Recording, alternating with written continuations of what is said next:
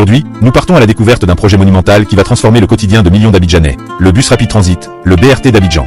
Accrochez-vous, car nous allons explorer en profondeur cette initiative ambitieuse, son importance cruciale pour la ville, ses partenaires, son coût, son impact attendu et l'état actuel de sa réalisation. Abidjan, cœur économique de la Côte d'Ivoire, est une métropole dynamique avec plus de 5 millions d'habitants. Cette concentration démographique et économique engendre des besoins de déplacement considérables. Comme nous l'avons vu dans de nombreux témoignages, les Abidjanais passent quotidiennement un temps précieux, parfois plus de 2 heures, dans les transports pour se rendre au travail. Les embouteillages sont monnaie courante, impactant non seulement la productivité mais aussi la qualité de vie. Face à ce défi croissant, une solution moderne et efficace s'impose, le BRT. Mais qu'est-ce que le BRT exactement? Le bus rapide transit est un système de transport en commun performant, basé sur des bus de nouvelle génération circulant sur des voies qui leur sont entièrement dédiées. Ce système éprouvé dans de nombreuses grandes villes du monde offre une alternative fiable et rapide au mode de transport traditionnel. Les avantages sont multiples, rapidité grâce aux voies réservées, régularité des passages, ponctualité, et une information en temps réel pour les usagers. C'est une véritable colonne vertébrale de la mobilité urbaine moderne.